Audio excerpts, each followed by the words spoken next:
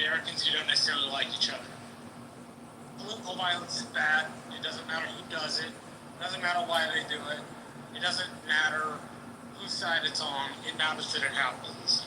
Republics and democracies get alive by political violence when both of the factions, or several of the factions, which is historically how they're referred to, you would refer to them in this parlance, political parties, decide to point the finger at each other. The only thing that happens when that happens is that political violence becomes the coin of the realm, because nobody wants to stop it because the other side always did it worse, or always has more people who've done it, or always has something somebody can think of. Political violence should just generally be abhorred. It's a direct attack on democracy. It's a direct attack on democracy when it happens on the left. It's a direct attack on democracy when it happens in the middle. It's a direct attack on democracy when it happens on the right. It's just a plain attack on our form of governance. We don't need protections in the Constitution, particularly the First Amendment or free speech stuff. When you agree with people, you need it when you're saying stuff that makes other people's blood boil.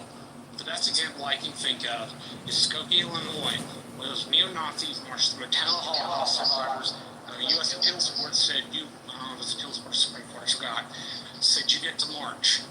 People in America get to say the most horrid things at the top of their lungs, and other people get to say those things are bad things. But when they resort into violence, we do all of ourselves and our entire country a disservice. The idea that political violence becomes the coin of the realm is how Rome fell. It's how other great democracies and republics fell apart. And it fell apart because it got so radicalized and so ugly that the good people stopped participating.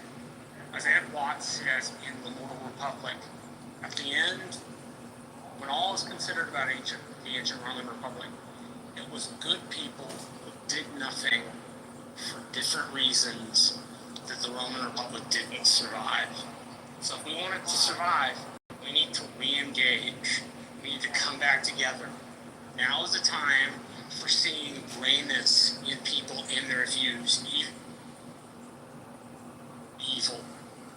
You need to see the difference, otherwise we will tear ourselves apart.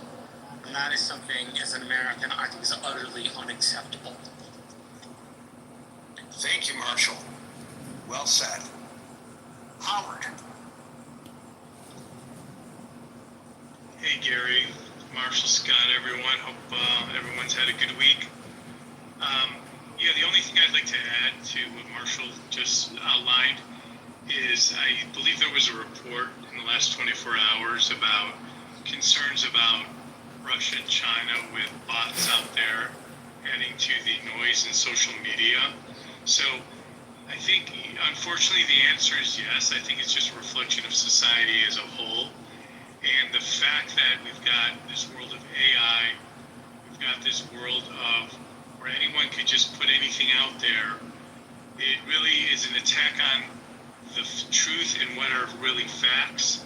And it's more and more difficult for people to either question is something factual or just by appearance, because of the emotion, they're adopting it as a fact and they're running with it. So I even looked it up before the show, Gary, when you posted what the topic is, and some people may be fully aware of it. It's not necessarily political violence, but it is violence. There's two cases on this app in particular, in Clubhouse. One happened in 2023, another one happened last year that actually ended in homicide. So whether it's violence of the typical nature or political violence, social media is, in my view, definitely spawning it, and I'll end there. Thanks, Gary. Maybe we need to, and some people actually came up with some great suggestions in the chat about how to diffuse a situation, potentially. And I don't hear that. That's the first I've heard of a suggestion that we train ourselves as a society to diffuse a situation and to recognize when somebody needs to be red flagged. And I don't say that necessarily in the legal sense, but by their fellow people that they know, their family members. And whatever. Maybe sometimes it must involve the police or a social worker or a mental health professional.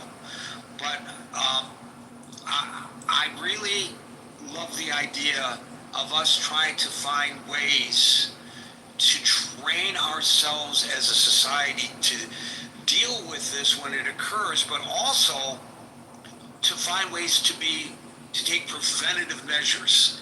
And I think online we can all do that. We all have the ability to influence a discussion online. And I also think that if a discussion gets too heated, it's not necessary to get the last word.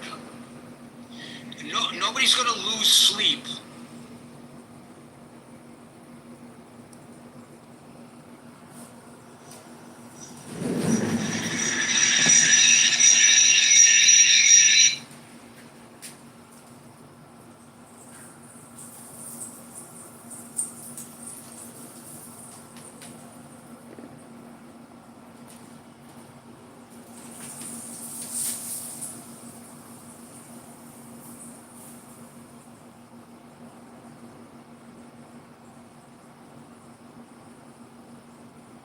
Okay, this is candidate John onboarding. This is for petition signatures and run.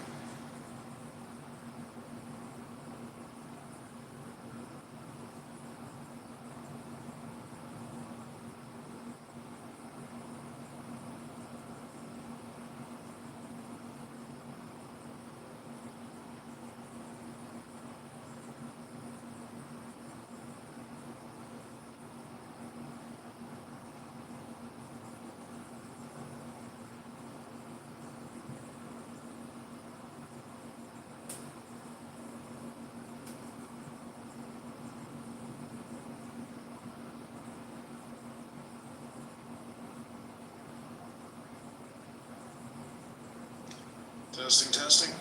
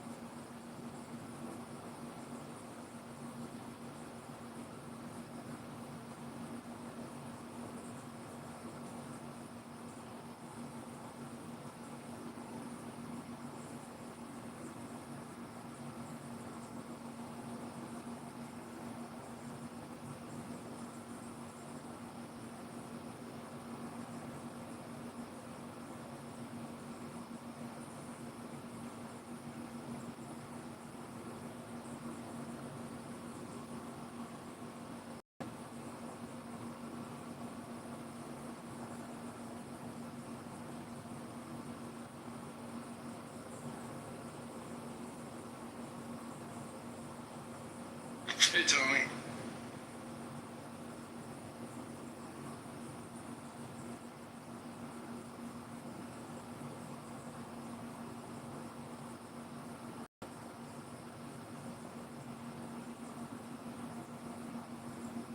If you want to speak, you can raise your hand. Trying to onboard a petition circulator.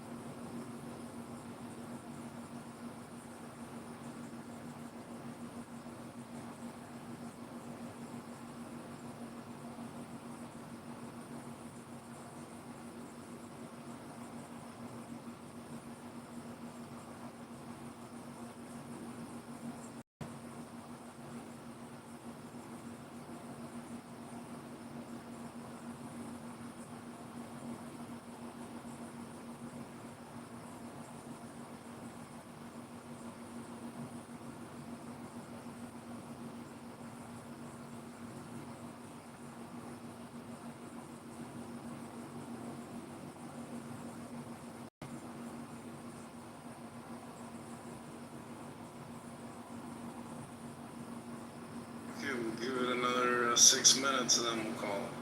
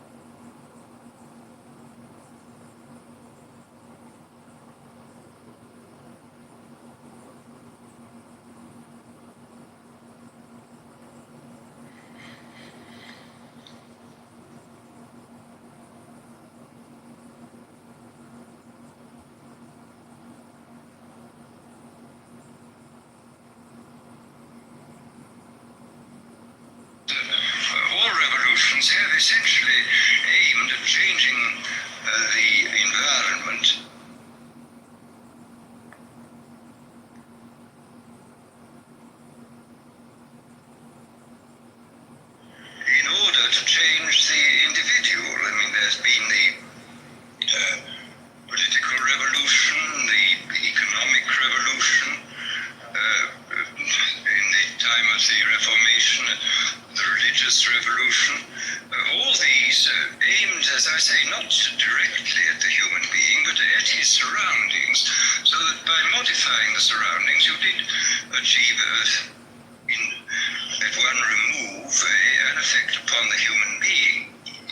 Today, we are faced, I think, with the approach of what may be called the ultimate revolution, the final revolution, where a man can act directly on the mind-body of his fellows. Well, needless to say, some kind of direct action on human mind-bodies has been going on since the beginning of time. But this has generally been of a violent nature. The techniques of terrorism have been known from time immemorial, and people have employed them with more or less ingenuity, sometimes with the utmost crudity, sometimes with a good deal of skill acquired by a process of trial and error, finding out what the best ways of using torture, imprisonment, constraints of various kinds. But as I think Metternich said many years ago, you can do everything with bayonets except sit on them. That if you are going to control any population for any length of time, you must have some measure of consent. It's exceedingly difficult to see how pure terrorism can function indefinitely. It can function for a fairly long time, but I think sooner or later you have to bring in an element of persuasion, an element of getting people to consent to what is happening to them. Well, it seems to me that the nature of the ultimate revolution with which we are now faced is precisely this, that we are in process of developing a whole series of techniques which will enable the controlling oligarchy, who have always existed and presumably always will exist, to get people actually to love their servitude. This seems to me the ultimate in malevolent revolution, shall we say. And this is a problem which has interested me for many years, and about which I wrote 30 years ago a fable, The Brave New World, which is essentially the account of a society making use of all the devices at that time available, and some of the devices which I imagined to be possible, making use of them in order to, first of all, to standardize the population, to iron out inconvenient human differences, to create, so to say, mass-produced models of human beings arranged in some kind of a scientific caste system. And since then I have continued to be extremely interested in this problem, and I have noticed with increasing dismay that a number of the predictions which were purely fantastic when I made them 30 years ago have come true or seem in process of coming true, that a number of techniques about which I talked seem to be here already, and that there seems to be a general movement in the direction of this kind of ultimate revolution, this method of control by which people can be made to enjoy a state of affairs which, by any decent standard, they ought not to enjoy. I mean, the enjoyment of servitude. Well,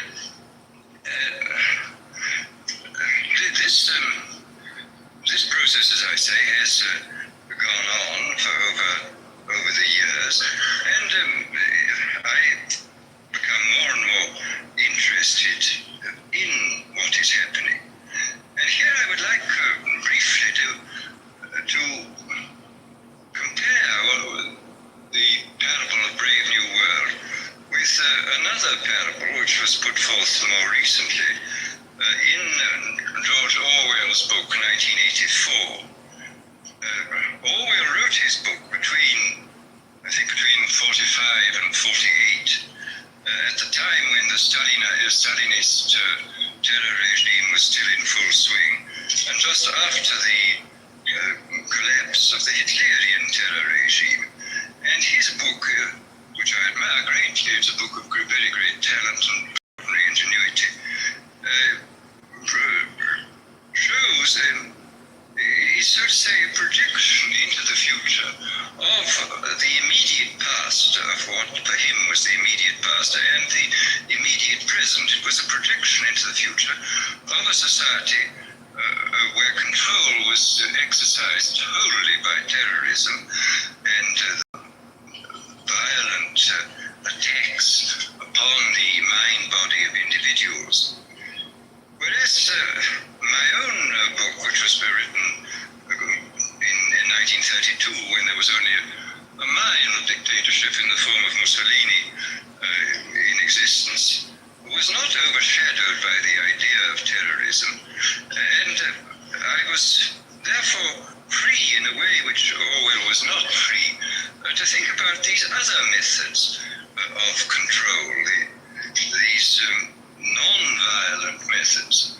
And I'm inclined to think that the scientific dictatorships of the future, and I think there are going to be scientific dictatorships in many parts of the world, will be probably a good deal nearer to the Brave New World pattern than to the 1984 pattern. They will be a good deal nearer, not because of any humanitarian qualms in the scientific dictators, but simply because the Brave New World pattern is probably a good deal more efficient than the other. But if you can get people to consent to the state of affairs in which they are living, the state of servitude, the state of being, having their differences ironed out and being made amenable to mass production methods on the social level, if you can do this, then you are likely to have a much more stable, a much more lasting society, a much more easily controllable society than you would if you were relying wholly on clubs and firing squads and concentration camps. So that my own feeling is that the 1984 picture was tinged, of course, by the immediate past and the present in which Orwell was living, but that the past and present of those years does not represent, I feel, the likely trend of what is going to happen. Needless to say, we shall never get rid of terrorism. This will always find its way to the surface. But I think that insofar as dictators become more and more scientific, more and more concerned with a technically perfectly running society, they will be more and more interested in the kind of techniques which I imagined and described from existing realities in Brave New World. So that it seems to me then that this ultimate revolution is really not very far away, that we already a number of the techniques for bringing about this kind of control are here, and it remains to be seen when and where and by whom they will first be applied in any large scale. And first, let me talk about a little bit about the improvement even in the techniques of terrorism. I think there have been improvements. Pavlov, after all, made some extremely profound observations both on animals and on human beings. And he found, among other things, that conditioning techniques applied to animals or humans in a state either of psychological or physical stress sank in, so to say, very deeply into the mind body of the creature, and were extremely difficult to get rid of, that they seem to be embedded more deeply than other forms of conditioning. And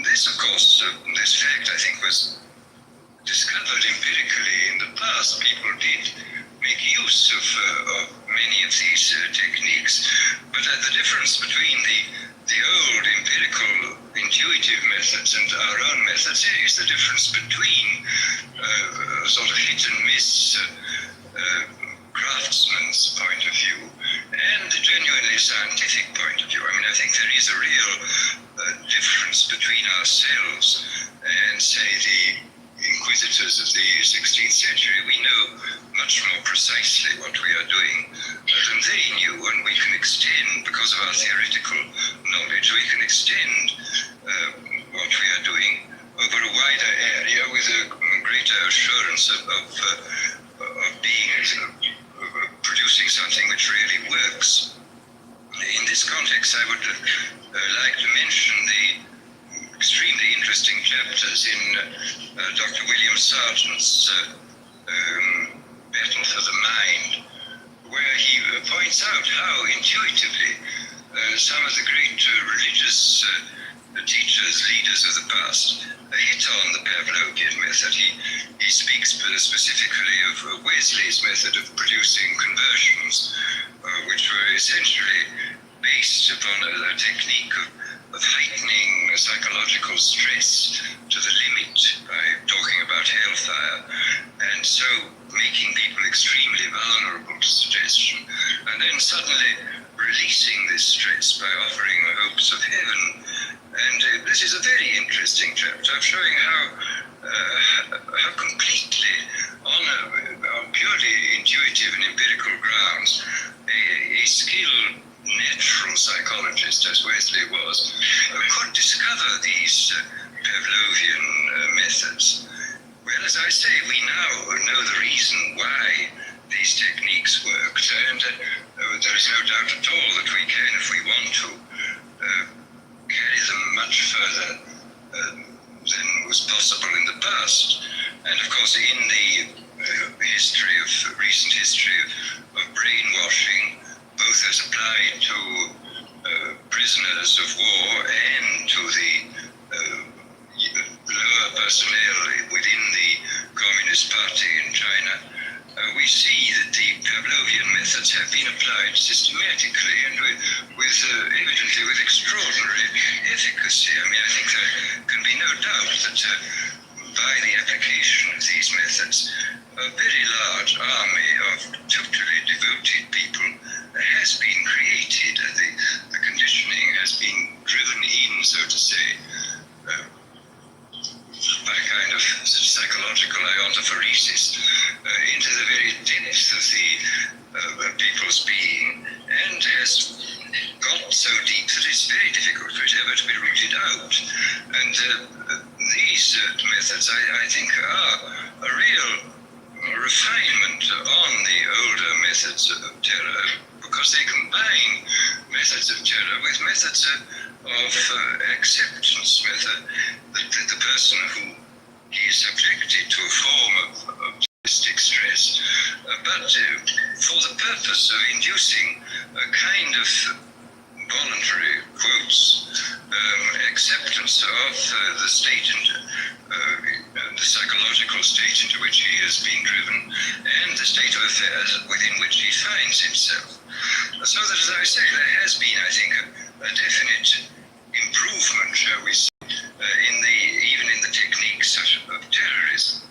But then we come to the consideration of other techniques, of non-terroristic techniques for inducing consent and for inducing people to love their servitude. Here, I mean, I think we can, I don't think I can possibly go into all of them because I don't know all of them, but I mean, I can mention a few of the more obvious methods which can now be used and which are based upon recent scientific findings. First of all, there are the methods connected with straight suggestion and hypnosis. I think we know much more about this subject than was known in the past. People people, of course, have always known about suggestion, and although they didn't know the word hypnosis, they certainly practiced it in various ways. But we have, I think, a much greater knowledge of the subject than in the past, and we can make use of our knowledge in ways which I think the past was probably never able to make use of it. For example, one of the things we now know for certain is that there is, of course, an enormous, this has been always known, a very great difference between individuals in regard to their suggestibility. But we now, I think, know pretty clearly the sort of statistical structure of a population in regard to its suggestibility. It's very interesting when you look at the findings in different fields. In the field of hypnosis, in the field of administering placebos, for example, in the field of general suggestion, in states of drowsiness or light sleep, you will find the same sorts of orders of magnitude continually cropping up. You will find, for example, that the experienced hypnotists will tell one that the percentage of people who can be hypnotized with the utmost facility, just like that, is about 20%. That about a corresponding number at the other end of the scale are very, very difficult or almost impossible to hypnotize, and that in between there lies a large mass of people who can, with more or less difficulty, be hypnotized, that they can gradually be, if you work hard enough at it, be got into the hypnotic state. And in the same way, the same sort of figures crop up again, for example, in relation to the administration of placebos. So a big experiment was carried out 3 or 4 years ago in the General Hospital in Boston on post-operative cases where several hundred men and women suffering comparable kinds of pain after serious operations were given injections whenever they asked for them, whenever the pain got bad, and the injections 50% of the time were of morphine, 50% of the time were of distilled water, and about 20% of those who went through the experiment, about 20% of them got just as much relief from the distilled water as from the morphine. About 20% got no relief from the distilled water, and in between were those who got some relief or got relief occasionally. So here we see the same sort of distribution. And similarly, with regard to what in Brave New World I call hypnopedia, which is the sleep teaching, I was talking not long ago to a man who manufactures records which people can listen to during the light part of sleep. These are records for getting rich, for sexual satisfaction, for confidence in salesmanship, and so on. And he said this is very interesting that these records are sold on a money-back basis, and he says that there is regularly between 15 and 20% of people who write indignantly saying the records don't work at all, and he sends the money back at once. On the other hand, there are some, over 20% who write enthusiastically saying they're now much richer, their sexual life is much better, etc., etc. And these, of course, are the dream clients, and they buy more of these records. And then in between are those who complain they're not getting much results, and they have to have letters written to them saying, well, go persist, my dear, go on, and you'll get there. They generally do get results in the long run. Well, as I say, this on the basis of this, I think we see quite clearly that the human populations can be categorized according to their suggestibility fairly clearly. I suspect very strongly that this 20% is the same in all these cases. And I suspect also that it would not be at all difficult to recognize recognize in very early childhood who were those who were extremely suggestible, who were those who were extremely unsuggestible, and who were those who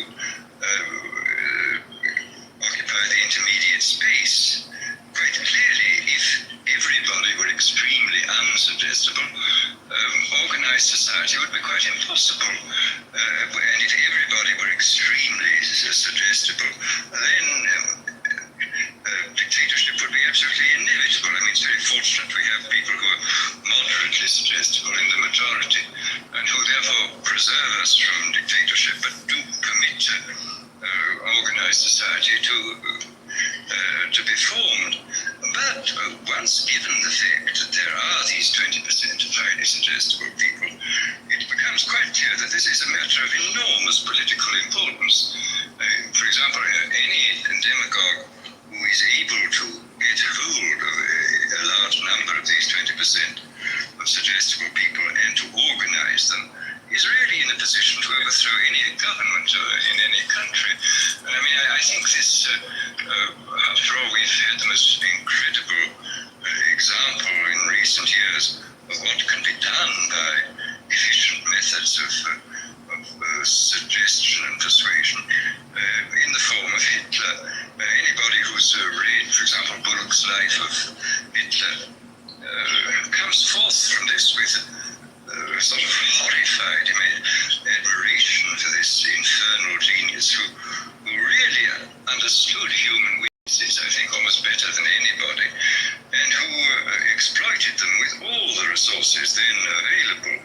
I mean, he knew everything. I mean, for example, he knew intuitively this Pavlovian truth that conditioning installed in a state of stress or fatigue goes much deeper than conditioning installed at other times.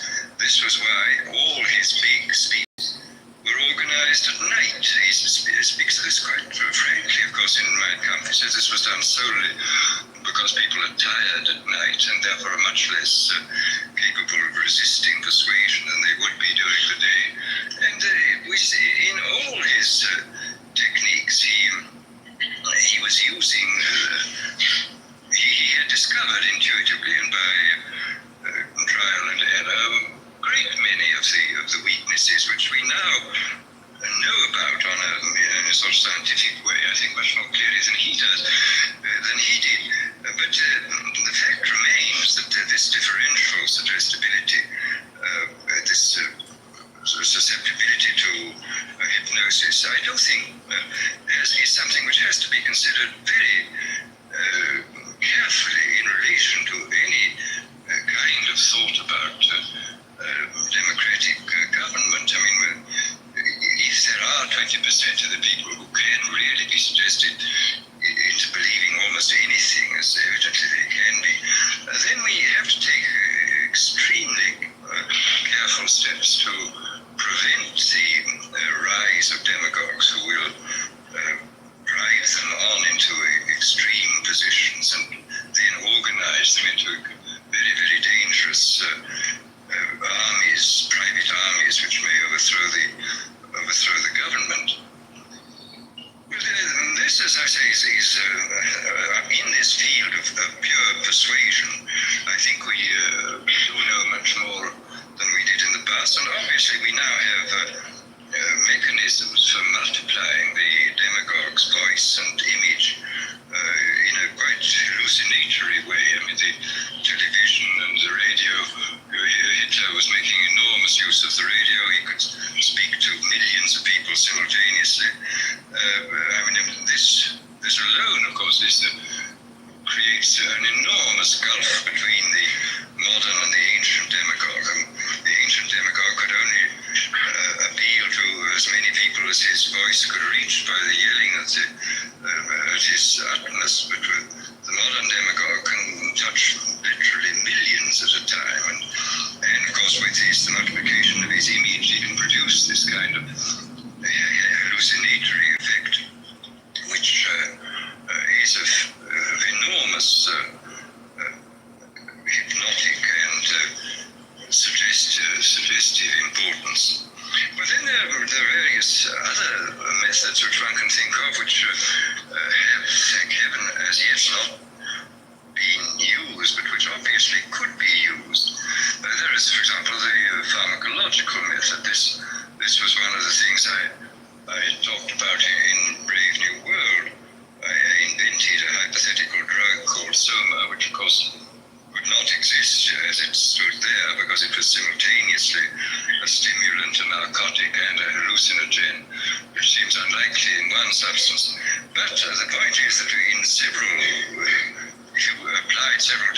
substances, you could get almost all these results even now.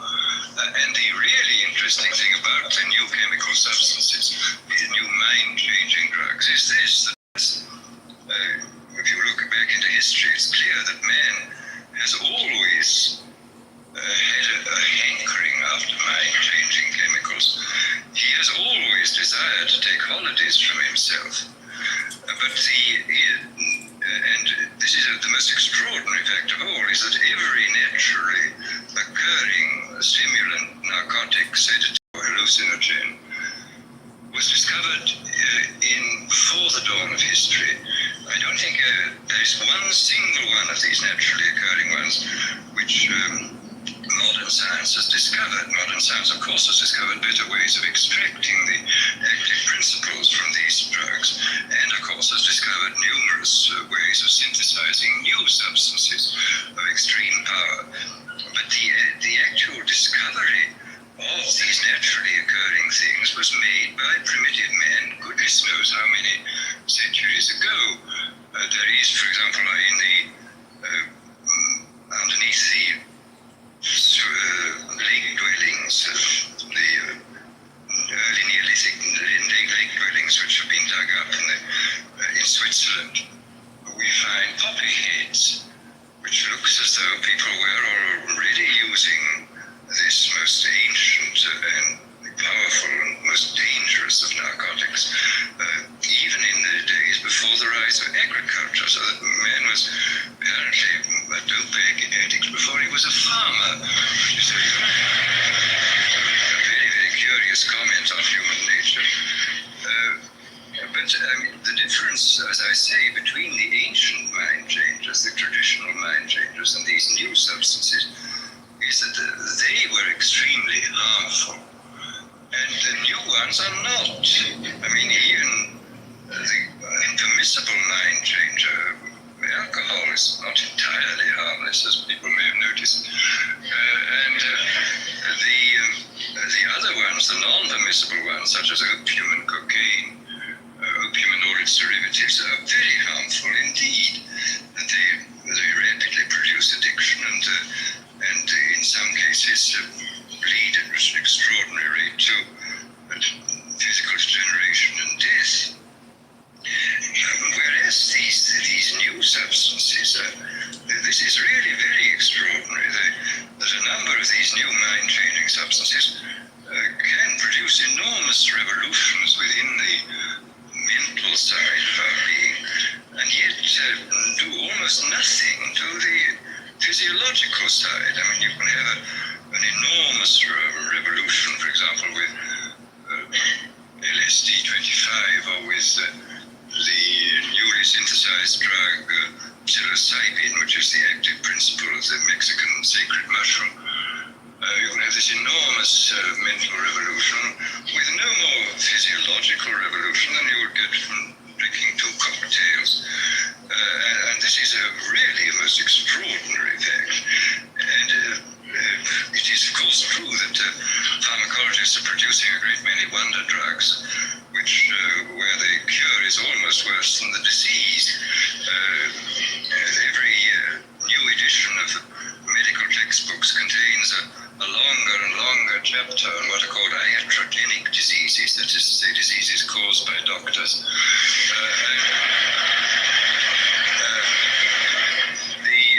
And this is quite true, that many of the wonder drugs are extremely dangerous. I mean, they can produce extraordinary effects, and in critical conditions they should certainly be used, but they should be used with the utmost caution.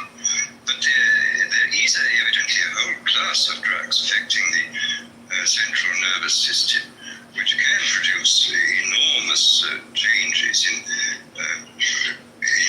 sedation, in euphoria, in energizing the whole mental process, without doing any perceptible harm to the body. And in this sense, this represents, it seems to me, the most extraordinary revolution, that it in the hands of a dictator, these substances of one kind or another could be used in the most first of all, with complete harmlessness, and the result would be that, you can imagine a euphoric which would make people thoroughly happy, even in the most abominable circumstances.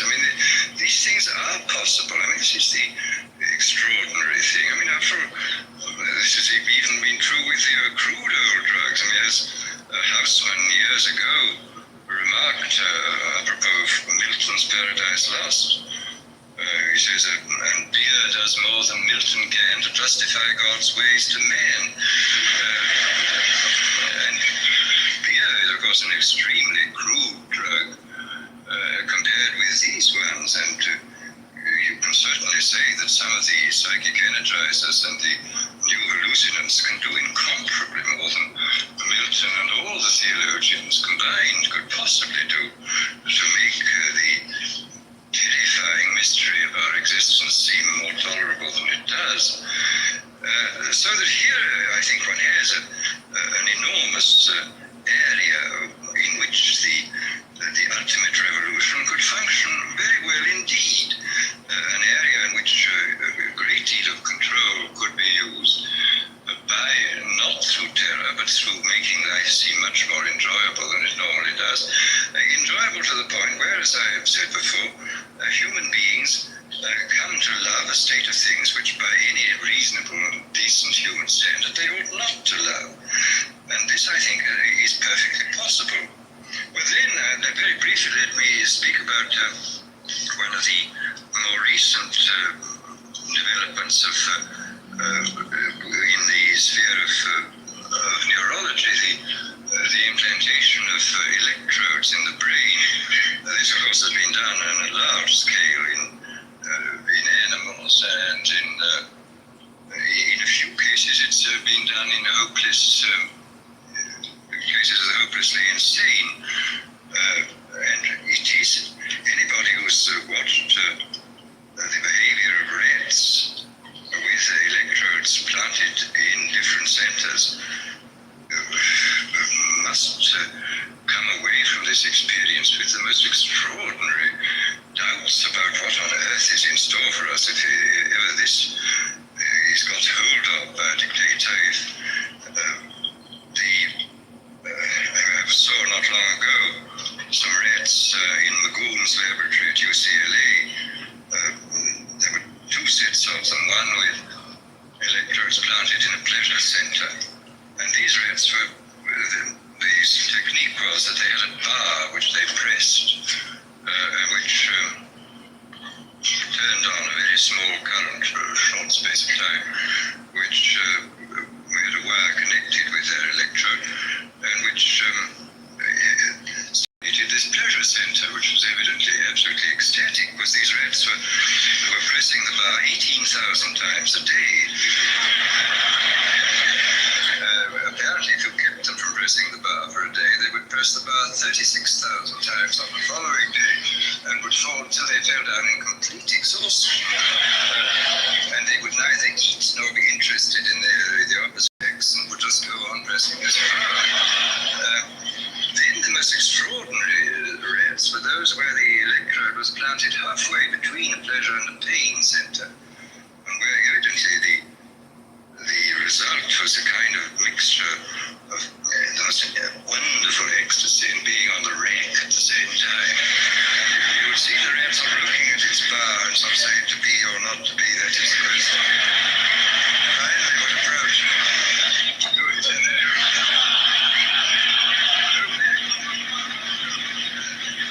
With this awful, if I can humanize or anthropomorphize, he was feeling something terribly mixed, and he would wait for quite a long time before pressing the bar again, but he would always press it again. This was the extraordinary thing.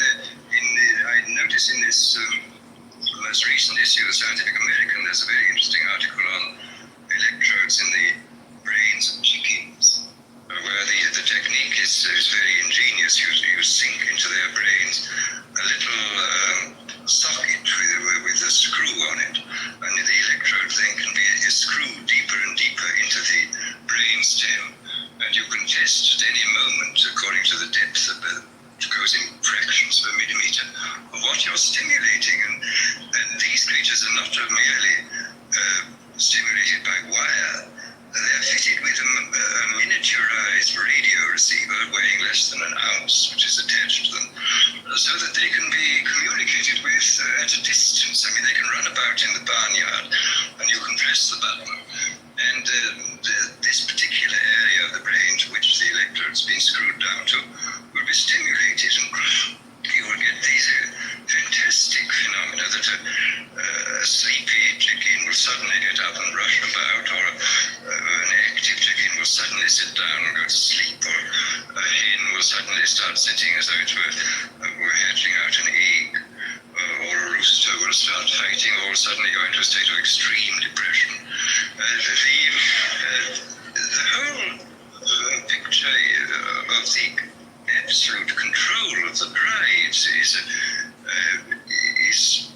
terrifying.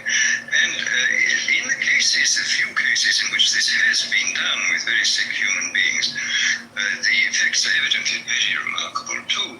I was talking last summer in England to Grey Walter, who is the most eminent exponent of the electroencephalogram techniques in England, and he was telling me that he's seen hopeless inmates of asylums with these things in their heads, and that these people were suffering from the uncontrollable depression, and they'd had the electrodes inserted into something resembling evidently the pleasure center of the rat. Anyhow, when they felt too bad, they just pressed a button, the battery in their pocket, and he said the result was fantastic. The mouse would go down, would suddenly turn up, and they would evidently feel, I don't know for how long at a time, very cheerful and happy. So that here again one sees the most extraordinary, revolutionary techniques which are now available to us. Now, I think what is obviously perfectly clear is that for the present these techniques are not being much used except in a purely experimental way. But I think it is extraordinarily important for us to realize, first of all, to realize what is happening, to make ourselves acquainted with what has already happened, and then to use a certain amount of imagination to extrapolate into the future the sort of things that might happen. I mean, what might happen if these fantastically powerful techniques were used by unscrupulous people in authority? What on earth would happen? What sort of society would we get? And I think this is peculiarly important because as one sees looking back over history, we have allowed in the past all those advances in technology which have profoundly changed social and individual life. We've allowed them to take us by surprise. I mean, it seems to me that during the late 18th century, early 19th century, when the new machines were making possible the factory system, it was not beyond the wit of man to see to look at what was happening and to project into the future, and maybe to forestall the really dreadful consequences which plagued England and most of Western Europe and most of this country for about 50 or 60 years, the horrible abuses of the factory system. I mean, if a certain amount of forethought had been devoted to the problem at that time, if people had first of all found out what was happening and then used their imagination to see what might happen, and then had gone on to work out means by which the worst applications of the new techniques should not take place, then I think Western humanity might have been spared about 3 generations of utter misery which was imposed upon the poor at that time. And similarly with various technological advances now, I mean, it's quite clear we have to start thinking very, very hard about the problems of automation. And again, I think we have to think problems which may arise in relation to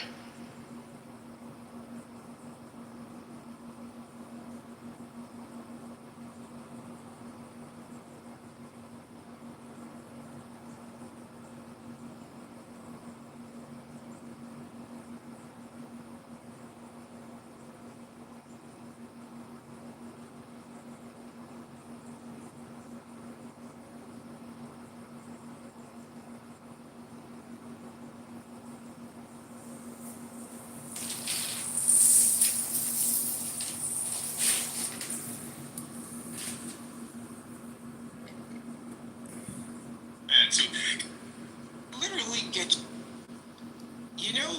it's like, the whole term Southern hospitality comes from this idea that what you say may or may not have consequences, right? Freedom of speech be damned. Gary, if I walk down Lexington Avenue and I insult, and I said this on, in a group chat, I insult 100 people, and the 99th person decides to either take a swing, take a stab, or do something, it's not about whether it's right or wrong anymore, right? You can't send right or wrong flowers. Well, nobody's going to cut you out on the internet.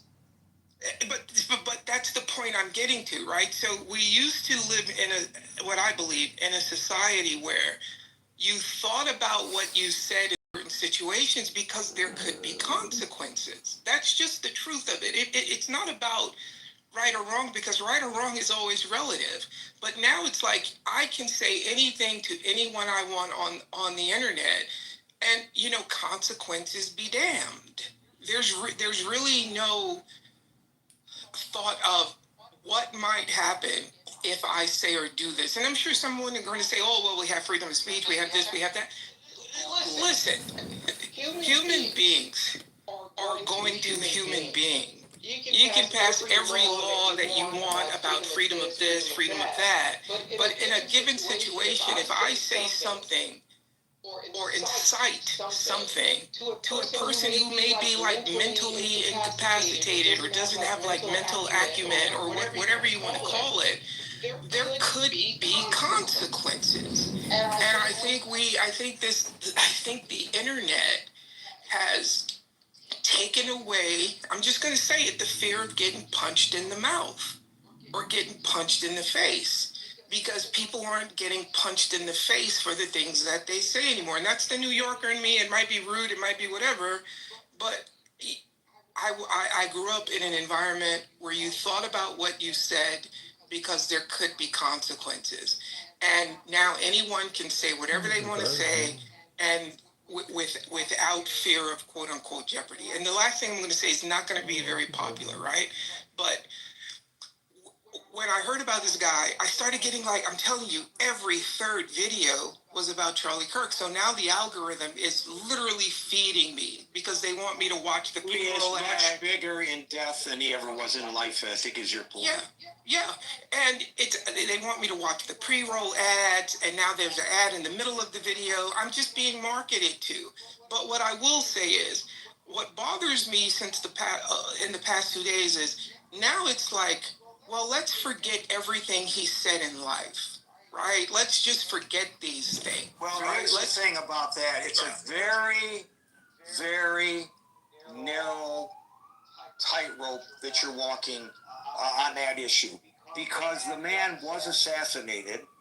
He's got these three beautiful young children and a young wife. It resonates with all of us, whether we agreed with him or not. And we want to be careful, of course, to not even allege. I don't want to victim shame or anything. No, like right. That. Yeah. Not right. Right. We don't want to allege that he's a victim of his own making, and if he hadn't exercised his First Amendment rights, he'd still be alive, and especially because some people viewed some of the things that he said as hateful. So, we don't want to imply that he got what he deserved. No, so but also, I don't believe that when a person dies, whether it's violently or otherwise, that we should ignore them ignore certain parts of who they were when they were alive. There are people who, like when President Carter died, there were all the auditory things said about President Carter, and rightly so, especially in my opinion, the things that he did after he was president, his building homes for poor people and all that. And that was him. I mean, he actually went out there on his own. He actually rolled up his sleeves and, as a former president, built some of those Habitat for Humanity homes. He deserved a lot of credit for that. There were some things that he did, some things that he said, some of the policies when he was president that were not so commendable. Well, of course, at the time the person dies, even non-violently, after a really long life from natural causes as he did, we feel that it's not proper, it doesn't feel right to analyze their life too much. And I think, he hasn't even been put in the ground yet. So I think that I personally fall on the side of, yes, I'm aware of some of the things that he said and did and espoused that I found distasteful. But I don't think this is a proper time to air them.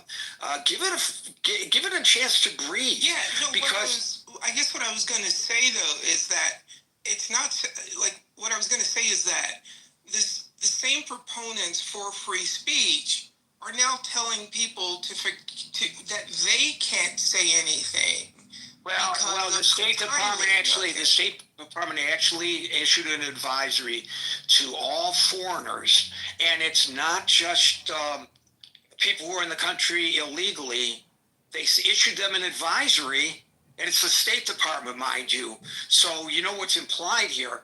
Do not say anything negative about Charlie Kirk.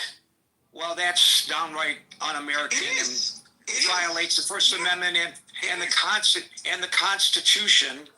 Applies to everybody in the country, not just to American citizens in the country. Well, no, because it's rules for thee and not for me, right? And that's the part that really concerns me. Right. And but I think personally, I don't feel comfortable exploring with any great depth the character of Charlie. Listen, we never talked about him before on this forum. I didn't know who he was. Right. I never heard of this guy. Right. So, I don't really much care what his positions were when he was alive. If I was aware of it at the time that he was alive, I probably, some of the things that he espoused, I would have raised issues with. But I never followed him. I knew who he was, of course, but I never followed him closely enough to take a microscopic look at the positions he took. So I happen to fall in the category of let's just, let the air breathe a little bit. And, in a week or two, if you want to talk about Charlie Kirk and what he stood for and the people who now feel that they have to pick up the gauntlet and whether that's good for America or whether it's problematic, I think that's a fair thing to do. But I think at this moment, I personally am not comfortable with that kind of discourse. But you are right. If people do feel comfortable, they have the right to say it, and they shouldn't be shut down. You're correct. That was my only point. So have a good weekend, guys. Thank you, Daryl. Jaya, I'm going to apologize to you now. We're not going to get to you. You got on the stage too late. The rule is anybody who comes on stage No worries. We'll get to you next time. Get in here before 5 minutes to 6 Eastern time. What's that? I wanted to say kiddish for childhood prayers. All right. Well, you can say kiddish for him all you want, but not here, unfortunately. Daryl, Chris. Oh, Daryl, we just talked to Chris and Anson. Anson will get the last word. Chris. Oh, Gary, I was in a great spirit before you said that last part and cut Daryl off. And I get it. This is your space and not Charlie Kirk's. No, I don't think I cut him off. I don't think I cut him off.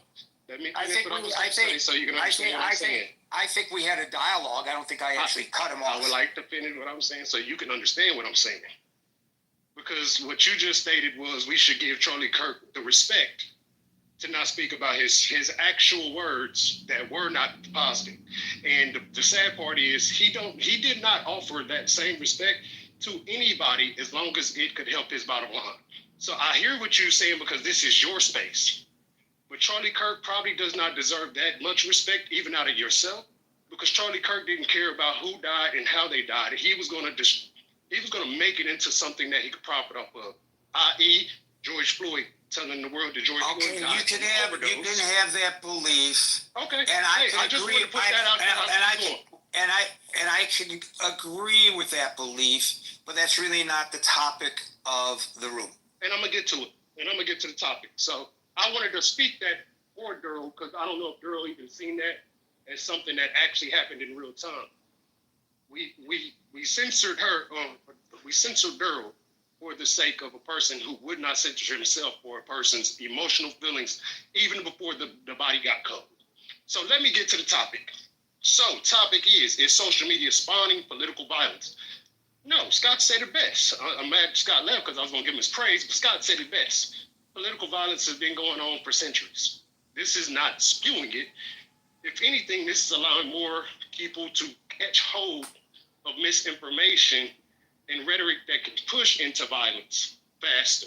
I mean, we always had newspapers. There was always people that came into town and did speeches of such sort, similar to what he's done in generations prior. That what he was doing wasn't anything brand new.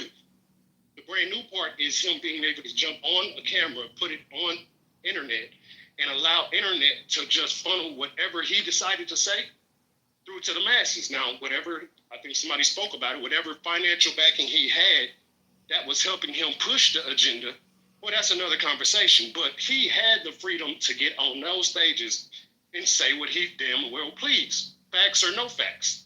Misinformation or non-misinformation. He would go up there and speak his agenda. So I don't think that it's the internet that is, or the social media that is doing the propagating the violence. Now, what I will say is I think and somebody else said this prior to me, that the violence is being amplified for the sake of money. Yeah, social media is a business. Regardless of how we use it, it is a company. It is somebody looking for a bottom line and a profit. So sure, if fight videos on YouTube or the ones that are moving the ticker, more fight videos for you and your algorithm if you watch one fight video. Same goes for the Charlie Kirk video, as Daryl just stated, adding to the algorithms that they were watching. So it makes sense for me that social media needs to be paid attention to as a company and not as, oh, my friend in my pocket I can talk to whenever I feel like it or get reassurance whenever I need it. We need to start paying attention that those things aren't for our best interest, even if they are within your interest. They're feeding you so they can purchase dinner for their family. Feeding you so they can make sure they have pilots for their private jet. They're feeding us so they could benefit regardless of how we feel about it. Also, i.e. Charlie Kirk. The things that Charlie Kirk was saying may have been in his mind believable to himself, but he wasn't feeding us his belief because he believed that it was the best thing he could do. He was doing that so he can make a profit. He was a business. His voice. Well, how do you know? How do you know that? How do you know that? Because he propagated it as many times as he could in networks and social sites that would pay him. He started a website. Right, because he was trying to fund his Turning Point. And I said for money. I said for profit. But the Turning need a profit to get the message out. But then Turning right, and so then Turning Point uses that money to get the message out. So at the bottom line of this is turns more profit. Okay, so you don't think that he was really motivated by spreading a message that he believed he was? No, not at all. I don't think he was. But how do you know that? But how do you know that? How do you know that? He was inspired by Jesus Christ. How do you know that? I don't think God gave him the message to portray the message he was pushing with false information. How do you know that? Okay, sure. If you believe that your God or your belief system will tell you to lie to people for the sake of your own game, then maybe we're not reading the same Bible. But that's not the Bible I've read.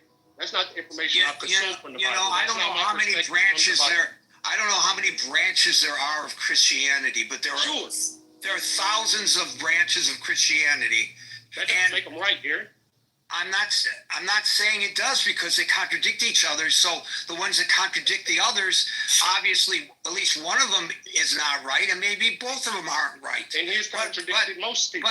But how do you know he was not following what his faith told him to follow? Oh, I'm sure if that's the message he wanted to pray, he could say it, and on the internet he would be able to get away with it, and that would be free speech. And so he could tell us that, but that's not how he moved. He moved in the light of making money and pushing an agenda. All right. So is there something particularly evil if that, in fact, is the case, that he's trying to make money? I'm sure at your job, you're attempting to make money. No, it's evil if I have to misinform you to do it. It's evil if I decide that I may know the truth, but you don't. So I'll tell you what I want you to believe. But maybe he believed. But maybe he believed it. Ask, Gary. I'm telling you, because you're gonna keep saying maybe, and we'll never get those answers. He's dead. Let's be real. Right, and he's not here to. You're absolutely right. He's not here. He's not here to defend himself against your accusations. We have eyes also. We are human also with intent in our own bodies, similar to the man that was alive, because we are all human. So me seeing him go for this thing for about 10 to 15 years I'm not new to this. I've actually known who Charlie Kirk was, and I thought he was a scary guy because he talks to the children, the underprivileged, and the people that don't get talked to. And I don't mean underprivileged by not owning or having anything. I mean underprivileged by not having a voice. Underprivileged by being told to just go to school and shut up and get an education and become something. So he's speaking directly to them. I've understood and paid attention to what Charlie Kirk was doing. It's just ironic that a lot of people weren't, because they were talking to the youth, and especially he was talking to the white youth. He was speaking to young, white, impressionable men, similar to the Andrew Tates of the world. So I get what you're saying, Gary. I don't want it to sound like, oh, he's just bashing him because he's dead. No, this guy has been spewing false truths for a very long time, and he should not die this way, and his kids did not deserve that. But when you speak things to people that are possibly irrational because they don't have the development yet, something has a possibility to happen to you, even if you're speaking positive people. Jesus Christ again. So should we temper our public? Yes. As Daryl just stated, you should definitely be able to look at your voice and say, hey, maybe this is not the right angle for my safety. Maybe I do want to go home to my children. Maybe I do want to go home to my children every single night. So maybe this message is not the message that would allow me to do so. Would you apply that? Would you apply that? I'm going to ask you one last question, then I'm moving on to Anson. Would you apply? I'm sure you're going to take up on my thumb, but that's fine. It's your state. Go ahead. Would you apply that standard to Martin Luther King? I would apply that standard to anybody that's going outside speaking. Right, I'm asking you specifically. Excuse me. You keep interrupting me, Gary. I'm asking you specifically. It's a yes or no question. It's not a yes or no question because there's nuance in all of this. There's nuance in all of this. No, Chris. Come on. Calm down, all right? I don't feel comfortable with suggesting that I know or you know or anyone knows the motive of the shooter. We don't know what was in his mind. It might come out, but we don't know his motive. And how do we know what's in the mind and the heart and the soul of another individual? Oh, he's only doing it to make money? Maybe that's true.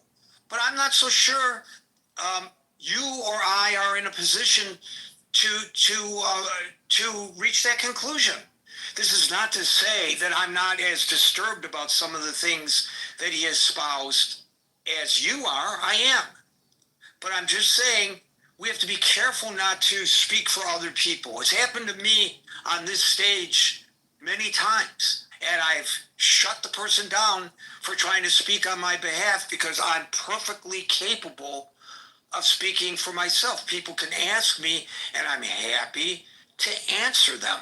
But don't speak on my behalf. If after I speak, you think I'm lying, you question my veracity, that's on you. But I try to be as forthright as possible. He's not here to defend himself against the accusation that he was just motivated by money.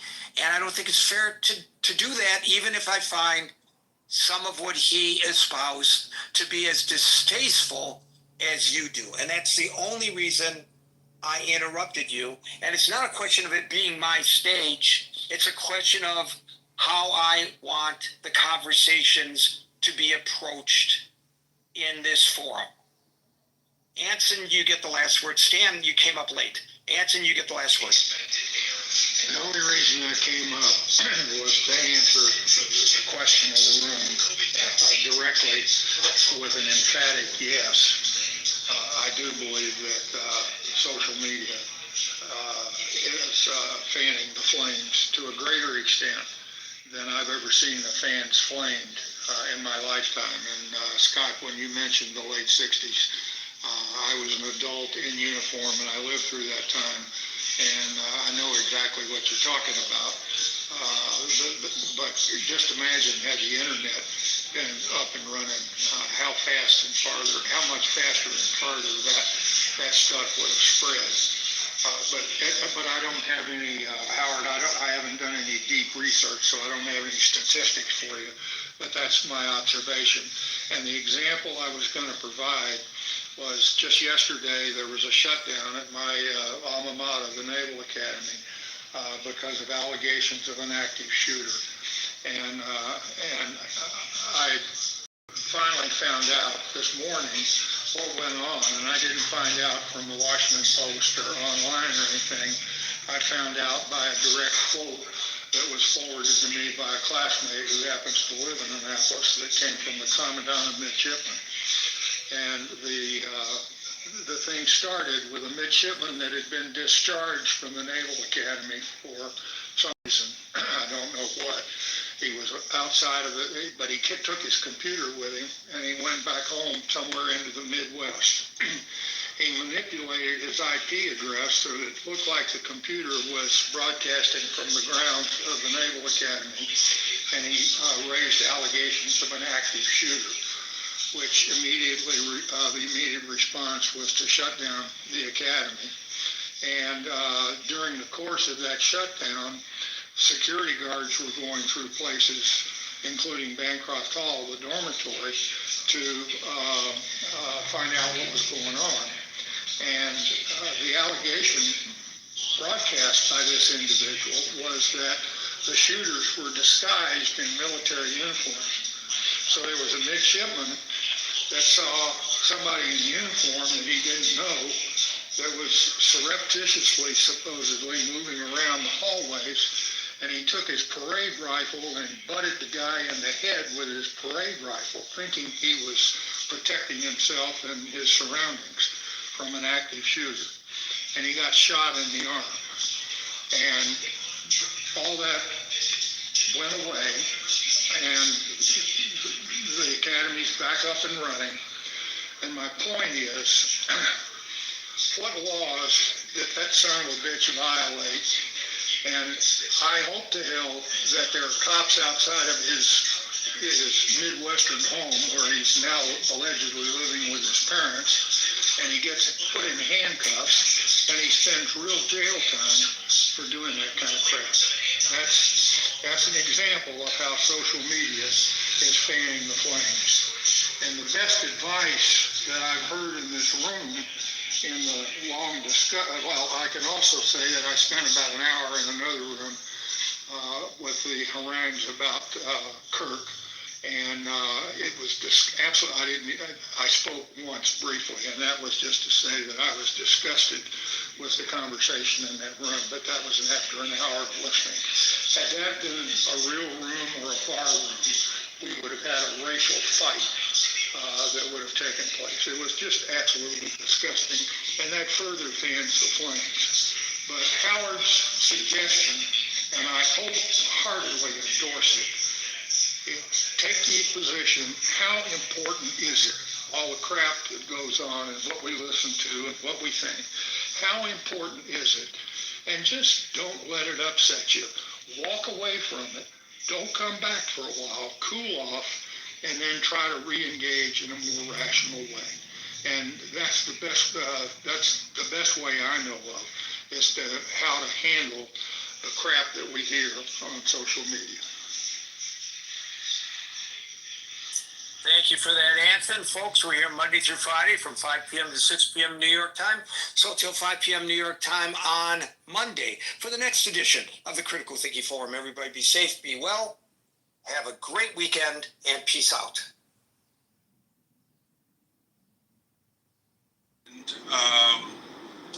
The other question that somebody asked is, am I planning to continue the coaching after the fall? And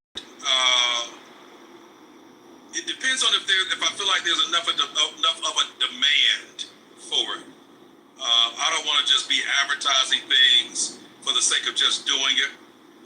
If there's a demand for it, then we absolutely will. But if there's not a demand, no ego around pausing it or stopping it or whatever that may look like. So that's just a couple quick things about the coaching.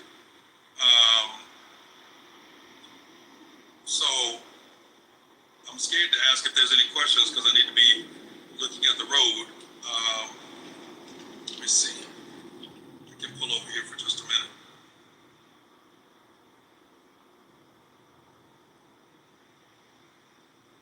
Listening to the replay from this morning.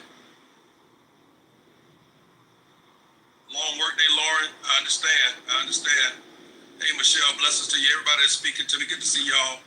Thank y'all for jumping in the room. Listen, let me just say this too. Let me say this really fast. I want to appreciate y'all. Because listen, y'all make sure that your boy, when I go live, y'all make sure I'm not the only one in the room. And I appreciate that. I know some people that jump on this app and they say they jump in on their rooms and nobody comes into the room. And man, I feel good because when I go live, I'm like, man, there's some wisdom walkers that's going to jump in and holler at me. Say, hey, what's up? Check in and all that kind of stuff. So I'm like, man, thank y'all. Thank y'all. Y'all make sure your boy ain't in here by himself, just looking at a blank room with nobody to talk to. So I appreciate that, man. I don't take that for granted at all. Thank y'all for that. Here trying to soak up all the wisdom. I know that's right. I'm trying to soak it up too, Chantel. I'm trying to soak it up too. Carlene. Hey, Carlene, come up on stage if you can. Come up on stage really fast if you can. I got 4 minutes. If you're able to. If you're not able to, I understand. Not able to. Okay. Understood.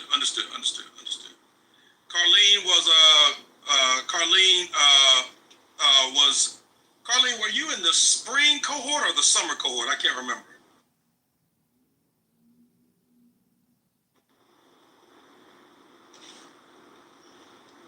Spring, okay.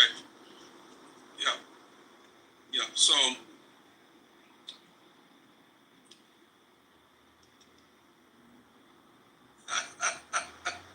I appreciate that, Tanisha. Thank you. All right. Anybody have any questions about the coaching that starts tomorrow? Any questions? Anybody considering it, but you need a little nudge, or you got some lingering questions? And thank you to all of you that are part of the Patreon community. I did a live this morning right after our prayer call, and that should be in the Patreon community for members. So thank y'all. Thank you. Nobody has any questions? Okay, fantastic. All right, y'all. All right, I'm gonna stay true to my word. I'm jumping off of here in 2 minutes. Everybody's good? Any questions from this morning really fast?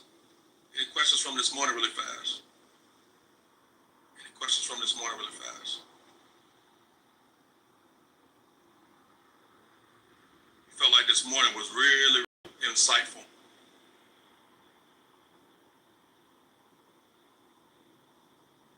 I see that, Mama Lisa. Thank you.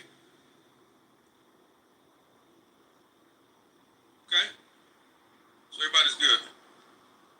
How am I? It's been a full week.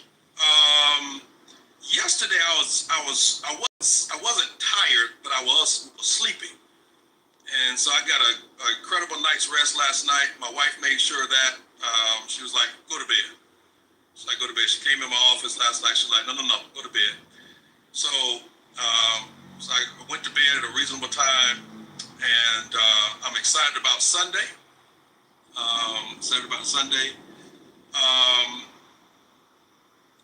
I got almost everything done that I was supposed to get done this week. There's two things that are still left on my to-do list, but guess what? It's going to be all right, and it's going to get done next week. So that's how I am. It's college football season, so I'm even doing better. My team has a bye week this week, so we're in chill mode. But can't wait to see USF and Miami play tomorrow, and we'll go from there. And of course, we got the. I'm good. All right, y'all. I gotta run. Thank you for asking how I'm doing too, by the way. I love y'all. I'm pulling for you, always praying for you. And I'll look forward to seeing y'all either on another pop-up or seeing y'all on Monday morning. Those of you that are a part of Crossover, I will see y'all on Sunday as we continue our series, Overcoming Overload. It's going to be good. This call is ending in 5, 4, 3, 2, 1. Peace, y'all.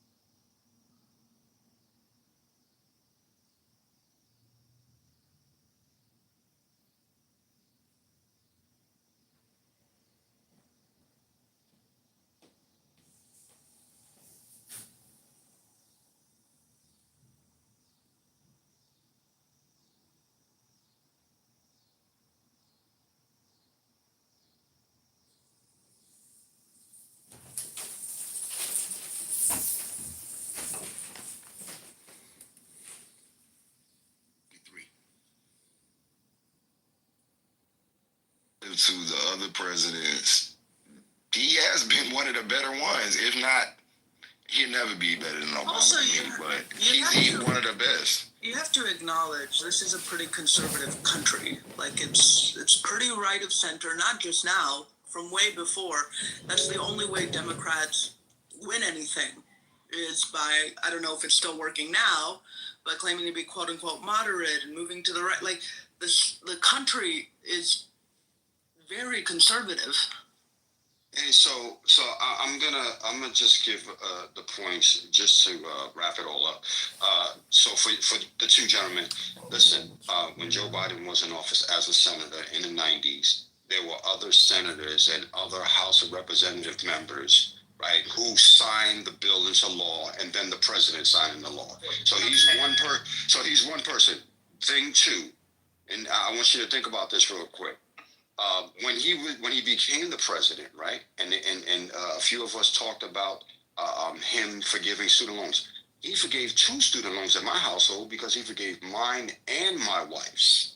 So yeah, I thank him for that. But here's the thing about that: he did it using an executive order, meaning that he had to take it upon himself, figure out him and his lawyers how to make this happen, and actually did it, right? So that means there was no congressional law passed behind it.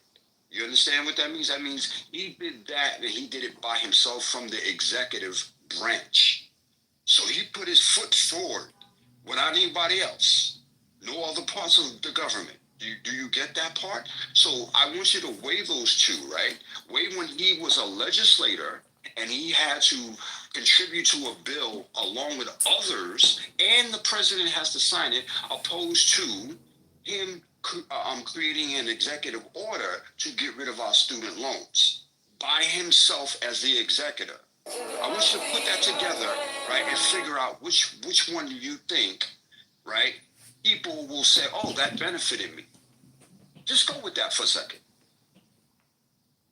Before we get off of it, if y'all want to blame a president for the crime bill, why do we always skip over George Herbert Walker Bush Sr., who set up a black man at that park across from the White House, literally sat on national TV with a bag of crack that he produced himself? The FBI got it somehow. There was no crack being sold across the street from the White House, but this man manifested some crack, sat on the news, literally started the crack epidemic and all of this emphasis on crime, literally put the battery in the black congressional Congress's back and made them, who they were tired of the crack epidemic in their communities, but literally forced them to get on the roll, get on that position and make it their own and pass the crime bill, which Maxine Waters, all of them voted for. And then after the fact, they realized what had happened and that they fucked up. And they talk about it publicly. Like, this has all been hashed out. But there's documentaries. We could look on YouTube and see George H.W.